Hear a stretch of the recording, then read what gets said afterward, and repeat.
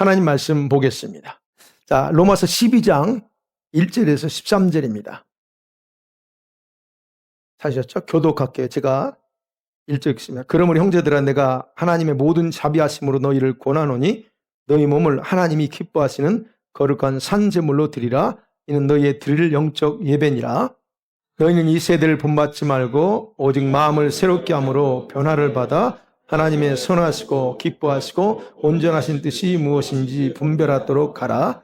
내게 주신 은혜로 말미암아 너희 각 사람에게 말하노니 마땅히 생각할 그 이상의 생각을 품지 말고 오직 하나님께서 각 사람에게 나누어 주신 믿음의 분량대로 지혜롭게 생각하라.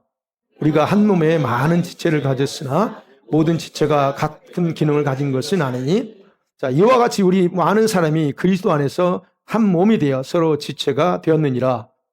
우리에게 주신 은혜대로 받은 은사가 각각 다르니 혹 예언이면 믿음의 분수대로, 혹 섬기는 일이면 섬기는 일로, 혹 가르치는 자면 가르치는 일로, 혹 위로하는 자면 위로하는 일로, 구제하는 자는 성실함으로, 다스리는 자는 부지런함으로, 긍휼을 베푸는 자는 즐거움으로 할 것이니라.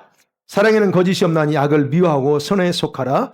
형제를 사랑하여 서로 우애하고 존경하기를 서로 먼저 하고, 부지런하여 게으르지 말고 열심을 품고 주를 섬기라. 소망 중에 즐거워하며 환난 중에 참으며 기도에 항상 같이 학습니다. 성도들의 쓸 것을 공급하며 손님 대접하기를 힘쓰라. 아멘. 오늘 본문의 말씀을 여러분 많이 설교 들었을 겁니다. 다양한 제목으로 또는 거의 같은 설교 제목 예배에 대해서 많이 들었을 거예요. 자, 오늘 바울이 지금 그런 내용인데, 자, 바울이 12장을 시작하면서 그러므로라고 하는 접속사를 통해서 8장까지 교리 설명했다고 했죠. 교리 설명에 대한 결론이라고 그렇게 해석하기도 하고, 또는 이제 11장까지 이스라엘의 구원과 관련돼서 설명한 부분에 대한 결론이라고 해석하기도 합니다. 그러니까 이렇게 되고 저렇게 다 맞습니다. 그러나 12장부터 바울은 교리를 얘기하지 않습니다.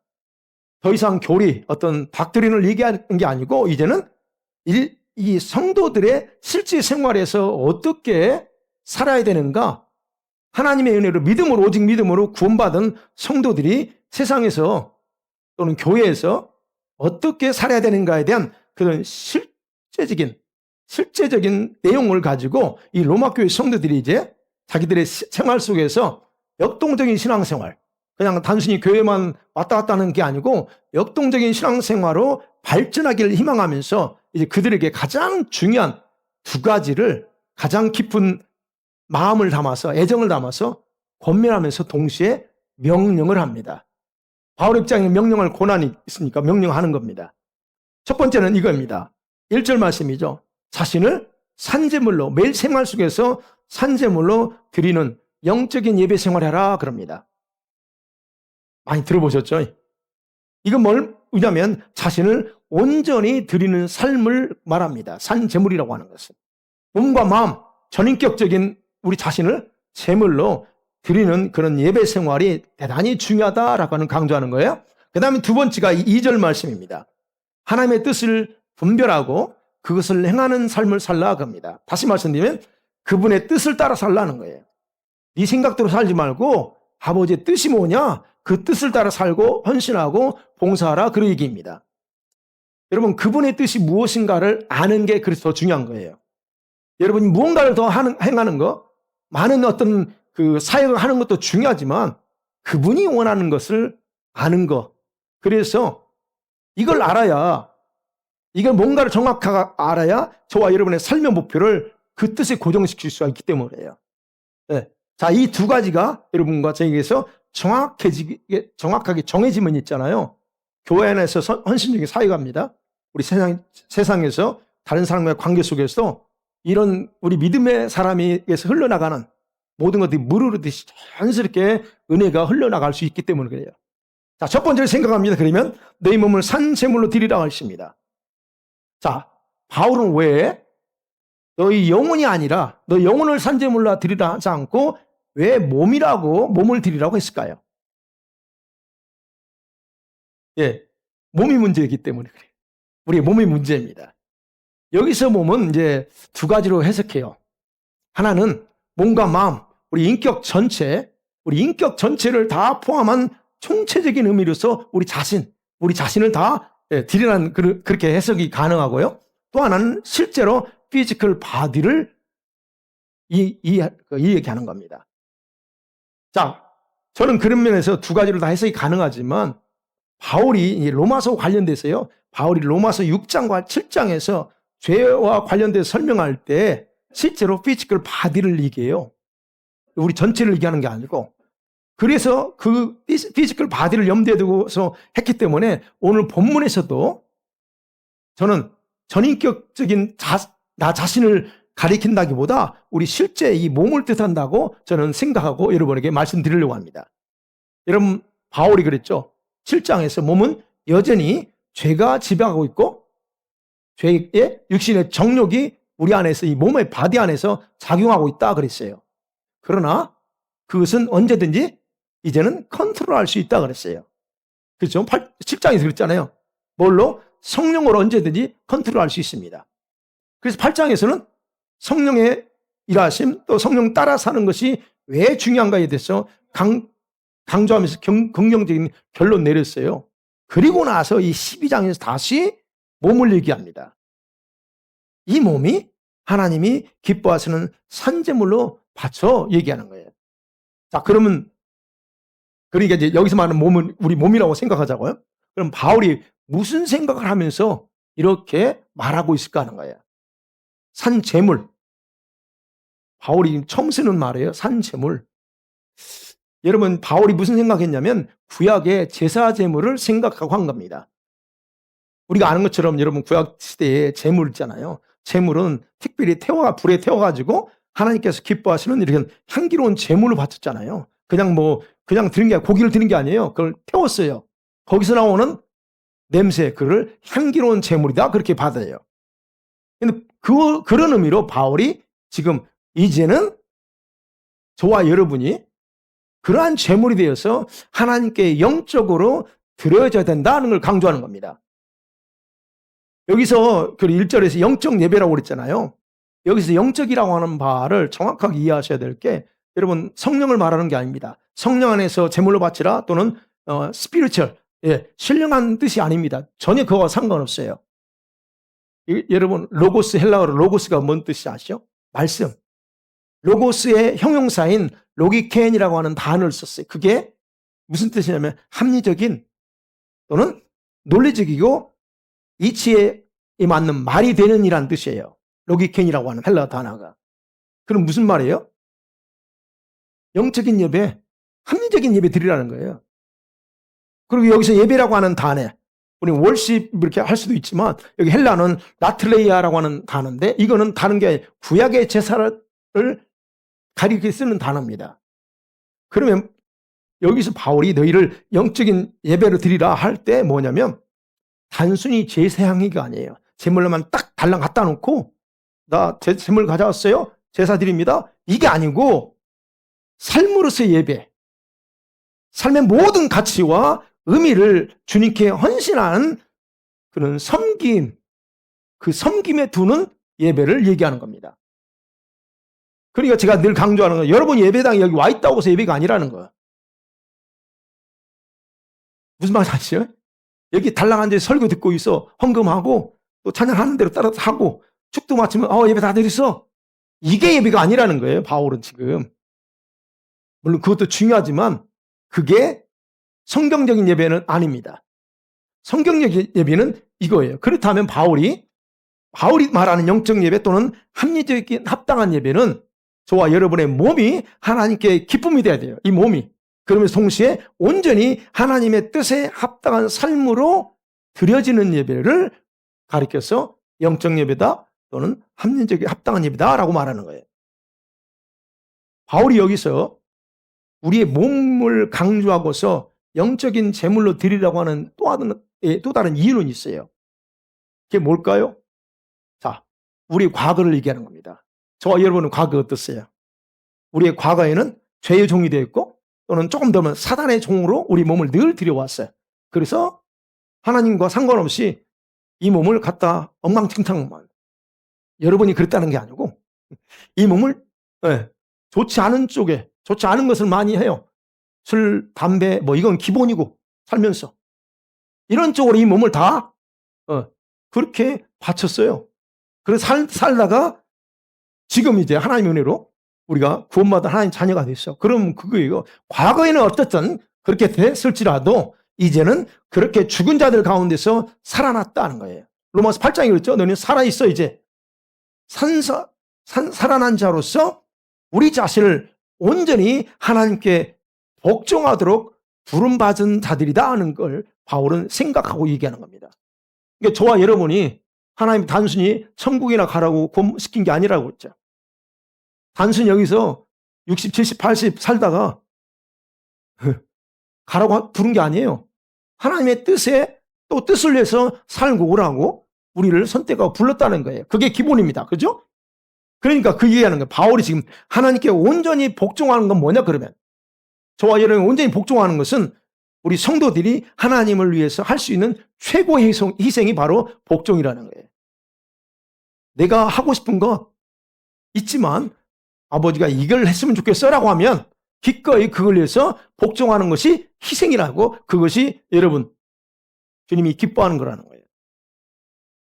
그러니까 여러분과 제가 하나님을 위해서 일하고 헌신하라고 생명을 살려줬지 여러분이 그냥 마음대로 살라고 살려준 게 아니라는 거예요.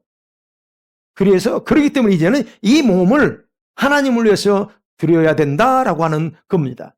자, 그렇게 드리는 것을 마치 주님께 제사를 드리는 것처럼 구약에 제사를 드리는 것처럼 해야 되고 그리고 주님이 온전히 기쁘게 받으시는 예배가 되도록 해야 된다라고 하는 거예요. 바로 이것이 영적인 예배다라고 바울이 1절에 강조하는 겁니다. 그러면 이제 또 생각해 보자고요. 예, 이 몸이 죄의 지배를 받고 있다고 했죠. 여전히 우리가 성령을 따라 살지 않는 이상 이 죄 몸을 가지고 있어. 그러면 죄의 지배를 받고 있는 이 몸으로 어떻게 영적인 예배를 드릴 수 있어요? 가능할까요? 구원받고 성령도 체험했고 다 했는데 이 몸이 여전히 죄가 지배가 없고 죄의 정욕이 있어. 그럼 어떻게 이걸 이 몸으로 할 수 있느냐? 좀 바꿔 말씀드릴게요. 어떻게 하면 내 몸으로 하는 모든 일들 이 몸으로 할 거 아니에요. 그러면 죄의 몸이지만 이 몸으로 여러 가지 다양한 일을 하면 그럼 하는 모든 일들이 하나님께 영적인 예배가 되게 할 수 있느냐는 거예요. 우리가 일합니다. 공부합니다. 아이들을 키웁니다. 이 모든 걸 다 영적인 예배가 되게 할 수 있다는 거예요. 어떻게 그게 가능하냐는 거예요. 어떻게 가능할까요? 방법 다른 게 아닙니다. 그것은 여러분이 하는 모든 일들을 무엇을 위해 할 거냐, 누구를 위해 할 건가에 거기에 정확하게 포커스만 정확하게 잡으면 된다 하는 겁니다. 어렵죠? 그게 어렵죠. 뭘 위해서 해야 되지? 내가 왜 아이들을 키워야 돼? 도대체 내가 왜 일을 해야 돼? 우리가 이렇게 생각, 먹고 살기 위해서 어쩔 수 없어요. 아이들을 키우지? 학생들, 청년들은 이게 공부하기 싫은데 해야 되지? 그래서 하느냐 하는 겁니다. 목적이 정확해야 된다는 거예요. 뭘 위해서, 누굴 위해서 일을 하느냐는 거예요. 여러분 알잖아요. 고린도전서 10장 31절 바울이 말합니다. 같이 목격 시작. 그런즉 너희가 먹든지 마시든지 하나님의 영광을 위해 하라. 예, 그럼 먹든지 마시든지 뭐예요? 호흡하면서 생계를 위해서 일하든, 그죠? 목적이 정확해야 된다는 겁니다. 뭐예요? 하나님의 영광. 이것이 하나님을 위한 거라는 거야. 뿐만 아니라 여러분이 하는 모든 삶의 영역들이 비록 그게 아까 말씀드린 직장이든 학교든 아이들을 돌보는 일이든 그럼 상관없어요. 상관없이 그 일들이 하나님의 일이라고 믿으셔야 된다는 거예요. 그리고 그분을 기쁘게 하고자 하는 마음으로 하는 것이 가장 중요하다는 거예요. 그렇게 할 때 내가 하는 모든 일을 통해서 하나님께 예배가 되고 영광이 될 수 있다는 겁니다. 그런데 여러분이 살면서 선한 일을 많이 할 수 있잖아요. 남들을 도와주고 불쌍한 사람 보면 여러 가지 구제도 하고 할 수 있습니다. 또 해야 되고요. 자, 그런데 그런 일을 진짜 했을지라도 그것이 주님을 위하여라고는 목적을 벗어나면 그것은 여러분 자신을 위한 일에 불과합니다. 주님께 그게 상급이 안 돼요. 그래서 뭐든 간에 주님을 위한 이게 딱 정해져야 그것이 하나님께 가장 값지고 기뻐 받으시는 거예요. 그러니까 저와 여러분 일주일간 삶을 모두 가져와야 되는 거예요. 그래서 오늘 예배 왔죠? 여러분 일주일간의 삶에 어떻게 사셨어요? 그 삶을 그대로 가져오셔야 돼요. 그래서 그 산제물로 드려져야 돼요. 그래서 하나님께서는 그걸 받으시고 기쁘게 받으시기 어떤 걸 그리고 그 성령의 불로 태워서 여러분의 생활에 그것이 축복으로 흘러가게 하는 겁니다. 그러니까 산제물, 내 몸을 들여 산제물로 되게 한다는 결론은 뭐냐면 이거요. 여러분 입으로 말한 거 다 가져와세요. 일주일간 누구를 만나서 어떤 얘기 다 가져와야 되고 손으로 한 거, 발로 행한 거, 그렇죠? 여러 가지 있겠죠. 일 모든 것, 마음으로 생각한 모든 것들 좋은 거. 예. 하나님께는 흠없는 제사를 드리잖아요. 흠없는 제물을 드렸지 뭐 흠 있는 거 받지 않았어요. 그러면 여기서 우리가 흠이란 건 뭘까요? 여러분 그래서 매일 회개해야 되는 이유가 그거예요. 어제 회개하셨죠? 한 해가 지기 전에 회개하라고 그랬잖아요. 회개했으면 여러분들은 오늘 여러분 가져온 것이 흠이 없을 거예요. 근데 잊어버렸어. 아이 바쁘다 보니까 회개도 안 하고 그래서 오늘 달랑 와가지고 주님 내가 회개 안 했는데 회개했으면 또 다행이지만 오면 회개가 안 돼. 그러면 여러분 일주일간의 살면서 회개하자는 것들은 흠이 있는 거이고 회개했다면 말로 지은 죄 그런 거죠. 그런 것들을 회개했다면 오늘 여러분이 그들 다 가져가서 여러분 자신 제물로 드린다면 그거는 흠이 없는 제물이 될 거예요. 그런데 회개하지 않았다면 여러분이 드려진 모든 것들은 흠이 있게 되는 거예요. 기뻐하지 않는다는 거예요. 그래서 우리 입술로는 감사, 찬양, 제물이 돼. 감사의 제물, 찬양의 제물, 입술에서 나오는 제물이 되는 거예요. 그런 부분에서 여러분이 예배 또는 산제물이라고 하는 부분을 정확하게 이해하셔야 됩니다. 그래서 매일매일 그래서 회개하는 거예요. 일주일 못했으면 오늘 딱 예배 전에 다른 거 없어요. 뭐 은혜 받게 해달라고 이게 아니고 회개부터 하는 거예요. 그래서 그래야 내가 오늘 드려지는 게 깨끗하니까. 이해가 되셨죠? 다음 주분 꼭 하세요. 못하셨으면. 자, 어쨌든 이렇게 산제물로 자신의 몸을 그리고 마음을 다 드리는 일이 쉬워 보이는데 쉬울까요? 쉽지가 않아요. 산제물로 드리라는 건 말은 알아. 그리고 또 이렇게 지금 제가 설교하자면 그래야 되는데 쉽지가 않아요. 왜 안 쉬울까요? 우리가 스스로 자신의 생각을 의지하며 살기 때문에 쉽지가 않아요. 무슨 말이냐면 하루를 시작하기 전에 기도하죠. 기도하면서 하나님 오늘도 주님 의지하면서 살겠습니다라고 다짐하고 기도합니다. 그런데 살다 보면 어떻게 해요? 우리는 늘 잊어버려요. 잊어버리고 자신의 생각을 의지하며 살고 있는 모습을 발견하잖아요. 저도 그래요. 이거 뭐야 내가 어느 순간 주님을 잊어버리고 그렇게 살잖아요. 그러니까 쉬운 것 같은데 쉽지는 않다는 거예요. 왜 안 쉬움냐 하는 거예요. 왜? 그게 아까 말씀드린 여전히 우리 몸이 죄의 지배를 벗어나지 못하기 때문에. 그러면 생각하세요. 저와 여러분과 저의 자신의 생각을 의지하고 사는데 그것이 의지하지 않고 살 수 있을까? 있을까요? 없을까요? 있다고 하셔야 돼요. 살 수 있습니다. 성경이 그렇게 말하고 있으니까 여러분과 저의 생각을 스스로 의지하지 않고 얼마든지 살 수 있다는 거예요. 성경 그렇게 말했죠. 뭐 어떻게 해요? 육신을 따르지 않고 성령을 따라 살면 가능하다 바울이 얘기했잖아요. 성령을 따라 살면 가능하다는 거. 그래서 성경은 뭐라고 그래요? 로마서 8장에서 너희 몸을 행실을 죽이면 너희가 산다 그래요. 그렇게 살아가는 자들을 천국에서는 너는 내 아들이야 하나님의 아들들이다라고 8장에서 분명히 그렇게 정의를 했잖아요. 근데 우리가 문제는 뭔 줄 아세요? 우리 안에서 이 성령의 생명의 법이 끊임없이 역사하고 있다는 사실을 쉽게 잊어버리고 산다 하는 겁니다. 잊어버려.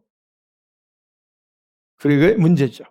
어쨌든 바울은 이 몸으로 산제물을 드려야 되는 분명한 목적을 이제는 좀 더 확대해서 나옵니다. 교회 안에서 우리 성도들의 실제적인 봉사, 헌신, 사역하는 일에 초점을 둬서 설명하기 시작합니다. 그게 이제 3절 이하부터예요. 여러분 교회에서 저와 여러분 헌신하죠. 여러 가지 일에 봉사합니다. 사역하는 일은 실제적인 생활의 한 영역입니다. 내가 영적인 예배 드려.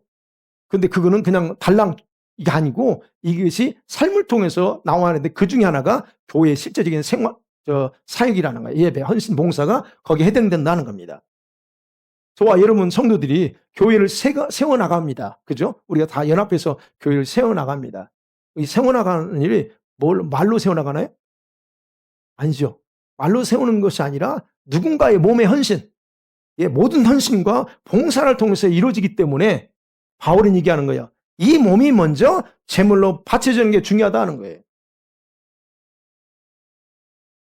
그래서 저와 여러분이 헌신하고 봉사하는 것은 몸으로 하는 거지 입으로 하는 게 아니에요. 입으로 하는 사람은 그거는 고약한 거죠. 제일 싫어하는 사람이죠. 제가 제일 싫어해요. 말로는 하는데 이건 헌신이 아니에요. 그래서 이 몸을 하는 건데 바로 이 몸이 제물로 바쳐져야 그 열매도 뭐가 거룩해지고 열매다운 열매가 나온다는 거예요. 몸으로 하는 사역, 헌신, 이것이 온전해지고 열매를 맺으려면 그래서 제물로 내가 먼저 바쳐질 때 가능하다는 것을 바울이 3절부터는 그거 얘기하는 겁니다. 그래서 여러분 이 몸이 하나님께 향기로운 제물이 되도록 하는 것이 영적 예배의 핵심이에요. 네. 그래서 여러분 감사한 게 여러분 모두가 다 봉사하고 헌신하고 교회 안에서 헌신하고 사역을 하시는데 왜 해야 되는가? 그게 중요한 거예요. 그래서 교회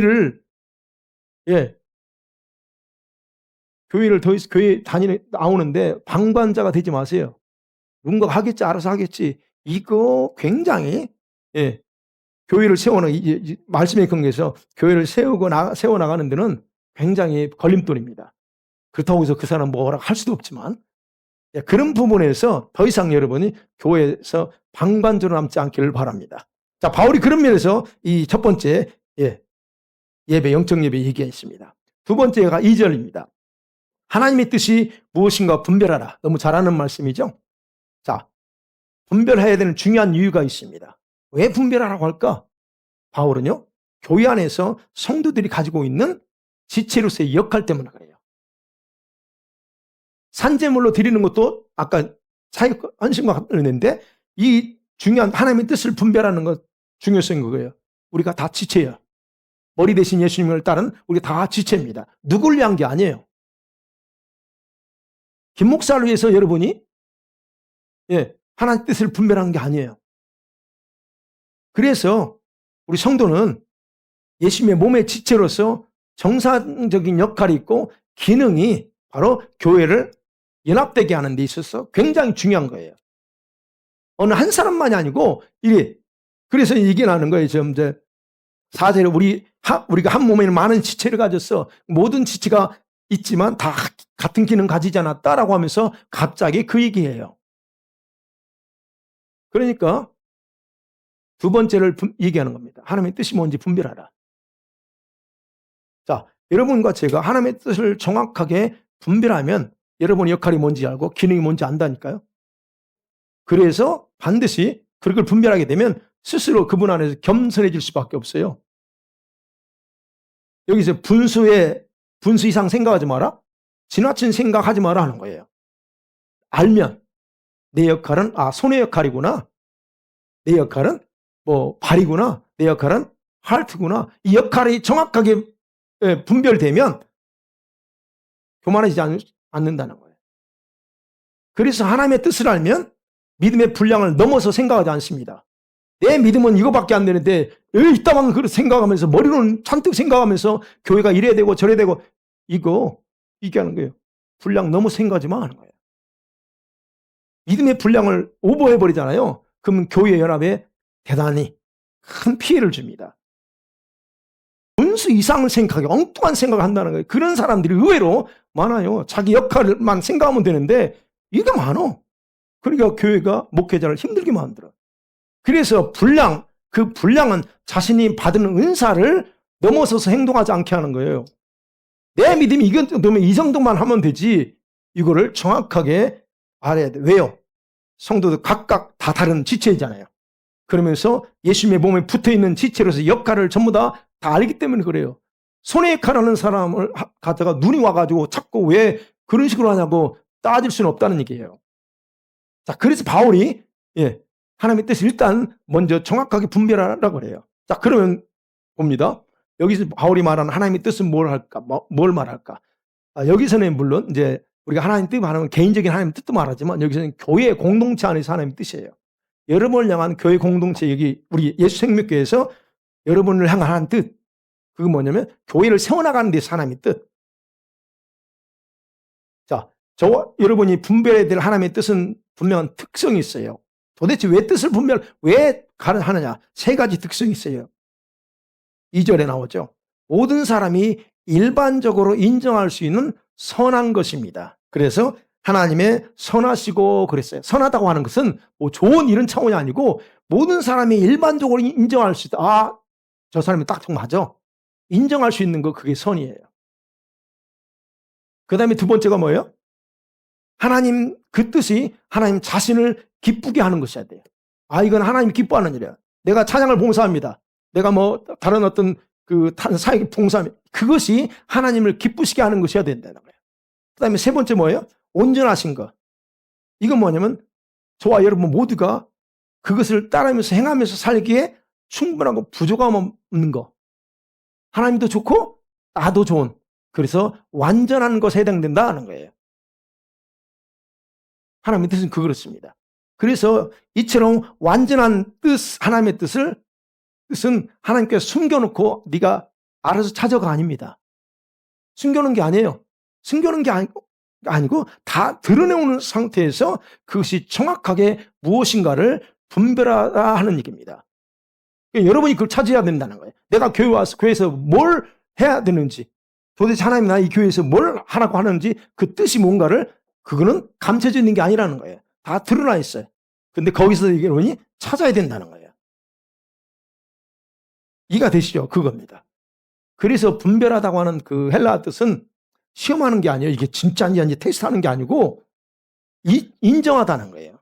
이게 기구나. 인정 또는 입증하는 거예요. 내가 뭔가를 해보면서 이게 나한테 딱 맞구나. 입증하는 거예요. 하나님이 원하시는 것이 무엇인가를 그래서 계속적으로 하면서 입증하거나 인정하며 살아야 그게 가능한 것이다 라고 바울이 그 말씀을 해석해 보면 그렇습니다. 자, 하나님의 뜻을 그런데 이게 이해는 되는데 도대체 아직까지 모를 수 있잖아요. 그래서 하나님의 뜻을 분별하기 위한 조건을 바울이 먼저 두 가지를 얘기해요. 하나가 뭐예요? 이 세대를 본받지마 그럽니다. 이 세대의 사고방식 가지고는 그 뜻이 뭔지 분별이 안 돼. 그 다음에 두 번째 뭐였어요? 마음을 새롭게 변화를 받아야 된다. 이 말은 여러분 둘 중에 어떤 게 중요할까요? 첫 번째가 중요할까요? 두 번째가 중요할까요? 두 번째가 중요하죠. 무슨 말이에요? 내 마음을 움직이고 있는 내면의 실체가 뭐에 지배를 받고 있느냐 하는 거예요. 저와 여러분이 예수 믿는 사람으로서 여러분 내면을 잡고 있는 게 하나님 말씀이라면 좋은데 말씀이 아니고 우리의 내면의 마음에 뭘로 폼이 되냐, 이 세대의 풍조, 이 세대의 사상, 사고방식, 스타일에 길들이는 습관적인 것들이 많다는 거예요. 그래서 마음은 부패한 거예요. 마음이 아무리 마음이 선해라고 할지라도 마음은 다 썩었어요, 우리가. 그래서 이게 하는 거예요. 이 세대에 본받지 마 하는 거예요. 여러분 이 세대는요, 어떤 제너레이션을 구분한 걸 말하는 게 아니고 공중권세 잡은 악한 원수가 다스리는 이 세대를 총칭해서 쓰는 말이에요. 이 세대. 그래서 이 세대를 지배하고 있는 그 영들이 이 지구상에 사람들이 살아가는 지구상에 이게 확산시켜오고 있는 세 가지 풍습 또는 성경에는 풍주라고 표현했고 또는 사상 또는 사고방식이라 표현했는데 성경은 세 가지를 딱 얘기합니다. 많은 것처럼 보이지만 딱 세 가지라고 해요. 그것에 대해서 요한일서 2장 15절 16절 말합니다. 시작. 이 세상이나 세상에 있는 것들을 사랑하지 말라. 누군지 세상을 사랑하면 이 세상의 모든 것이 육신의 정욕, 안목의 정욕과 세상의 자랑이니 다 아버지께로부터 온 것이 아니요 세상으로부터 온 것이라. 예, 딱 세 가지예요. 주님께서는 이건 뭐 10가지로 막 정하지 않으시면 딱 세 가지로 이 세대가 이렇게 돌아가고 있다. 근데 이 세 가지 근거에서 모든 사람들이 마음이 폼됐다 하는 거예요.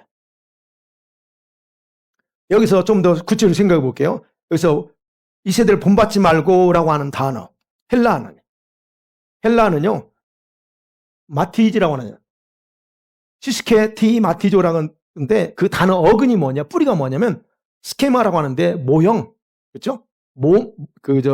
형상이라는 뜻이에요. 그러니까 여기서 그 본받다라고 하는 뜻은 모양을 따다, 어떤 모양을 그대로 따라 살다, 카피하다 또는 흉내내다라고 하는 뜻이에요. 그러니까 이 세상에 있는 것들을 그대로 카피하지 말라는 거예요. 이 세상에 있는 걸 흉내내서 같이 이게 옳구나라고 하지 말라는 거예요. 바울이 정확하게 명령하고 강조하고 싶은 건 그겁니다. 이 세상의 모형대로, 세 가지죠. 이 세상의 모형대로 찍혀서 나온 이 세상의 가치관, 제가 늘 가치관 바뀌어야 된다고 그러잖아요. 그 가치관, 생활 라이프 스타일이 비슷하게 아무 문제 없어. 누구나 다 그렇게 살아. 그렇죠, 우리가. 누구나 다 그렇게 살잖아. 어떤 사람은 교회 다니도 다 늪이대.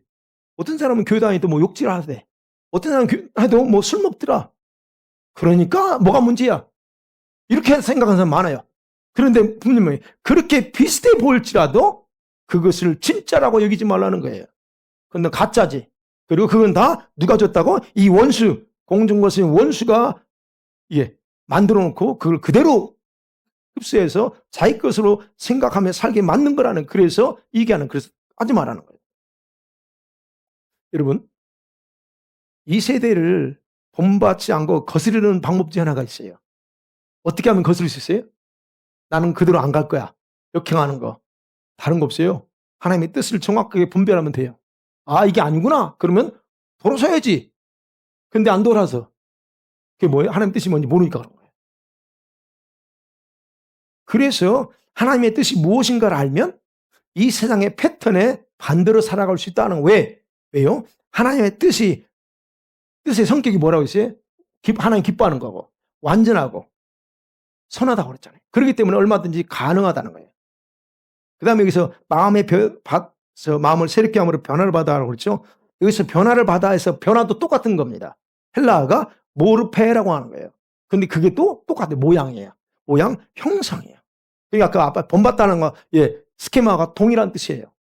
그럼 여기서 변화되는 거, 그 다음에 본받지 말라는 거 뭐예요? 스케마,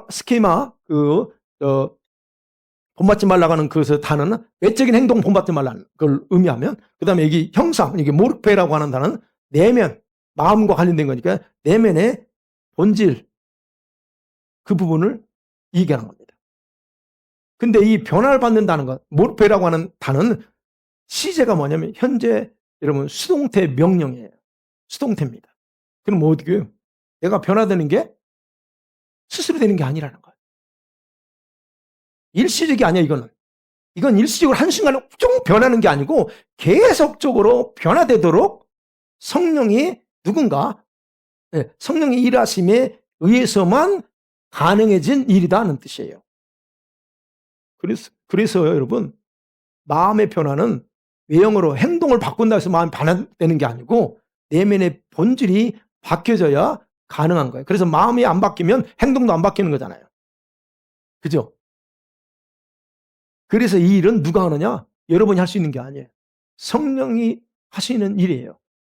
그래서 우리는 뭘 해야 돼요? 주님, 내 마음이 왜 이렇게 그래요?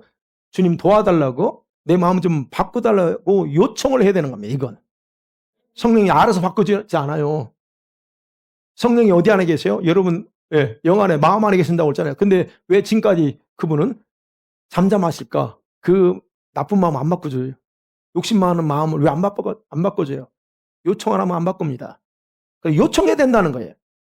그래서 저와 여러분의 마음의 변화는 성품의 변화와 동일한 뜻이에요. 그래서 이거는 여러분이 오해하시면 안 되는 게, 나 새 사람 됐어. 그럽니다. 에베소서에서 4장에서 바울이죠. 믿음으로 새 사람을 입었다 그래요. 그거하고 다른 겁니다. 새 사람은 옷을 입은 건 가능하지만 내면이 바뀌는 건 달라요. 이런 부분에서 여러분이 정확하게 이해합니다. 자, 이처럼 바울은 지금 성령을 체험하고 구원받은 성도들에게 가장 중요한 이 두 가지 생각을 강조하면서 그 이유를 3절부터 왜 해야 되냐? 3절부터 설명하기 시작해요. 자, 3절에는 헬라 원본에는 있는 단어가 여기는 우리나라 성경에 없어요. 왜냐하면이란 단어를 안 썼어요. 그러니까 여기 영적 예배 드리라, 하나님의 뜻이 뭔지 분별하라 해놓고 3절이 왜냐하면, 왜 그렇게 해야 되냐면 인데, 이게 한국말 성경이 그래서 어떻게 연결이 잘 안 돼요. 왜냐하면 왜 바뀌어야 되냐? 왜죠? 여러분, 우리가 성령 체험하고 이 몸으로 제물을 드리는 삶 또는 하나님의 뜻을 따라 사는 삶, 이거는 뭘로 가능하냐? 여러분이 영으로 조절되는 게 아니에요. 나 속사람이야. 그걸로 조정되는 게 아니고 마음이 먼저 변해야 가능하다고 했잖아요. 왜냐하면 그러면 그래서 그래야 바뀌어야 되는데 왜 그러냐면 생각할 그 이상의 생각을 품지 않고 믿음의 분량대로 생각할 수 있기 때문이다라고 하는 거예요. 3절부터. 그러면서 한 몸이 많은 지식을 가지고 있어. 그러나 그 기능은 다 달라. 그래서 바울은 교회 공동체를 지체로서 세워나감에 있어서 봉사, 헌신, 사역이 왜 필요하냐 하는 것을 지금 이제 6절부터는 그 얘기하는 거예요. 그래서 여러분이 여러분의 몸을 들여서 봉사하지 않으면 교회는 세워질 수가 없습니다. 지체인 누군가가 은사 따라 섬기고 헌신하면 하나님의 사역이 그래서 이루어지는 거잖아요. 그거 얘기해요. 그래서 바울은 로마 교회 안에서 이 지체된 성도들이 연합을 위해서 7가지 사역을 소개합니다. 이 로마 교회에 대해서만 7가지. 그게 이제 6절부터입니다. 예언의 은사, 예언 사역 있죠. 근데 이건 믿음의 분량대로 해라 그럽니다. 아무렇게나 하면 안 돼, 이것도. 믿음의 분량. 그 다음에 뭐예요? 섬기는 거. 섬기는 일은 섬기는 그 일에서 자세가 그 나와 있대. 섬기는 자세. 야, 내가 그래도 너보다 믿음이 좋으니까 뭐 예를 들어서 구역장이니까 이게 아니고 섬기는 자세로 해야 되고, 그 다음 뭐라 했어요? 구제, 위로, 이런 건 다 그 자세, 가르치는 일은 그 자세로 해야 된다. 다스리는 거, 행정 같은 건 부지런함. 긍휼을 할 때 긍휼 사역도 필요해요. 그 컴패션을 가지고 참 안쓰러워하고 이게 섬기고 도와주는 사역을 할 때 어떻게 되냐? 즐거움으로 해야 돼. 이게 사람을 관리하는 거잖아요. 이게 이 마음이 없으면 괴로워요. 이거 내가 그런 괴로워요. 그게 그런 특성에 맞게 해야 된다. 그래서 여러분, 교회 안에서 어떻게 봉사하고 헌신하고 사역을 해야 하는가는 그 사역의 특성에 따라 크게 다르게 해야 된다. 그러니까 구제하는 게 있어. 그러면 그 자세로 해야 된다. 바로 7가지 특성이 있잖아요. 바로 그것은 7가지 그 사역을 활성화시켜 줄 수 있는 기름 부음과 같아요. 그래서 긍휼 사역하시는 분, 특별히 그런 분들은 진짜 기도 많이 하셔야 돼요. 그래서 그 즐거움을 하도록. 그래야만이 그것이 기름 부음 흘러가고 사람을 더 연합시켜 나간다는 거. 자, 그런 차원에서 여기까지 말씀 나눠봅니다. 사는 성도들 말씀 맺어볼게요. 제가 이제 목사로서 우리 여러분에게 좀 강한 확신을 가지고 권면하고 싶어요. 아까도 말씀드렸지만 이제 앞으로 우리 교회에 대한 부분에서도 그거는 이제 여러분의 문제보다는 사실은 교회는 무너지는, 목사가 무너지면 사실 교회는 다 무너지게 돼 있어요. 그래서 원수는 항상 누구를 노려요? 여러분 한 사람 노리는 게 아니고 저를 노립니다. 그러니까 그런 부분은 원리가 그렇다는 거예요. 그래서 그렇다고 하면 보세요. 우리 교회 영적인 상태가 외형적으로는 어떠세요? 처음 오신 분들 입장에서 볼 때는 굉장히 잘 되어 있는 것, 안정적인 것처럼 보일 수 있습니다. 그런데 이번 가을이 시작되면 여름부터 여러분들이 스스로 관리하지 않은 결과 다는 아니에요. 해이해진 영역에서 성도들이 흔들리고 무너져 있는 부분들이 드러나 있었어요. 여러분 모를 수도 있지만 저는 압니다. 그리고 각자가 스스로를 관리하면서 잘 돌보면서 서 있는 것처럼 보이는데 문제는 내적으로 무너져 있어. 내면적으로 무너짐을 통해서 그렇게 지치니까 물론 번아웃 되기도 하고 지쳐서 그런 부분도 저한테는 발견됐습니다. 그런데 감사하게도 어쨌든 주님께서 뜻하신 게 있잖아. 우리 교회를 향한 뜻이 있었기 때문에 다시 우리 성도를 회복할 수 있는 은혜를 부어주셨고, 제가 말씀드린 이번에 그래서 전혀 생각하지 못한 부분에서 이 교회라는 이 원수의 계획이 이거다. 그런 차원에서 그렇다고 하면 저는 그래요. 우리가 이제 같이 기도해야 되지만 우리 모두가 지금보다는 새롭게 변화되고 주님의 은혜와 긍휼이 필요하다는 것을 저는 다시 한번 실감하는 거예요. 그 다음에 이 시점에 제가 계속 기도했던 게 지금보다 레벨업을 시키고 싶은 게 저의 마음도 많아요. 그 다음 단계로 올라가고 싶어. 아니, 우리가 이 단계에서 오랫동안 놀았어. 이제 딱 올라가고 싶은 게 간절했죠. 여러분 다 그럴 거예요. 저도 그랬고. 그래서 그런 기도를 계속 해왔던 사이기 때문에 이런 게, 그래서 영적인 세계에서 그럴 때 하나님이 이제 원수들이 한번 딱 이렇게 친다는 얘기예요. 그래서 내가 한편으로 감사했어요. 이제 우리가 이거를 통과하면 올라가는구나 이거. 그래서 그러면 이제 뭐 정신 바짝 차려야지. 언제 어느 순간에 또 할지 모르지만, 그래서 그런 부분에서 실감해요. 그래서 저와 여러분은 동일한 어떤 비전을 가졌으면 좋겠어요. 다시 견고하게 일어나서 회복되고 새롭게 주님의 계획 속에 더 들어가야 된다는 거예요. 우리가 이제 25년도도 거의 끝나가요. 2개월 남았잖아요. 그래서 새해를 맞이하기 전에 여러분과 자신이 다시 한번 주님께 산제물로 드리고 하나님의 뜻을 냈을 때 다시 그 뜻에 맞춰서 살겠다라고 결단해야 될 시간이라고 생각합니다. 어떻게 해요? 이 몸을 거룩한 산제물 드릴 거냐? 아니면 뭐 지금처럼 그냥 잘하는 것 같은데 주님 눈에 아직 아니야 라고 하는 그 상태로 갈 건가? 우리는 이런 부분에서 이미 성령을 체험했기 때문에 무엇을 선택해야 될지 다 여러분이 스스로 잘 압니다. 그죠? 그러면 또 하나 있죠. 하나님의 뜻을 분별하면서 그 뜻을 위해 살까? 아니면 여전히 내 생각대로 살까? 이 부분에서 이 질문 앞에서도 여러분 어때요? 희망이죠. 근데 이 희망이 단순한 희망이 아니라 여러분의 간절한 목표가 되어야 된다는 거 아마 여러분들 스스로 알 겁니다. 자, 이게 희망이고 목표입니다. 근데 그럼에도 불구하고 바울이 말하는 것처럼 여러분의 마음이, 저의 마음이 변화되지 못한다? 또 하나님의 뜻을 위해서도 몸을 산제물로 드리는 것도 불가능해요. 그래서 그렇습니다. 여러분과 제가 지금까지 어떤 배경 가운데서 믿음 생활을 해왔든 간에 지금보다 여러분 스스로의 영성과 믿음의 단계를 더 높이기를 원하시죠? 아멘? 그러면 여러분이 하나님께서 기대하시는 모습으로 변화되기를 원하시고, 그 다음에 여러분이 지금보다 더 이상 세월 낭비하지 않기 원한다면, 그리고 여러분이 정말 성령을 체험하고 구원받은 자라고 스스로 믿고 고백한다면 바울이 이런 강력한 그런 권명과 명령을 누구 것으로 하면 내 것으로 삼으시기 바랍니다. 이건 내 거야, 나한테 하는 말이야 라고 받으시고 이런 마음과 생각에 이것을 삶의 목표를 잡고 그 하나님의 뜻을 행하는, 이게 여러분을 리셋하기 바랍니다. 리셋해서 우리 다시 한번 전부 다 셋업하자고요. 성령께서 그렇게 살고자 하는 그런 여러분들을 사용하고자 마음을 계속 서칭하고 지금 보고 있다는 거, 저울질하고 있다는 걸 기억하시기 원해요. 그래서 한 해가 우리가 가기 전에 다시 한번 여러분에게 하늘의 이런 영적인, 우리가 희망한 영적인 레벨업, 스텝업하는 그런 축복이 풍성하게 쏟아지길 간절히 축원합니다. 아멘. 기도하십니다.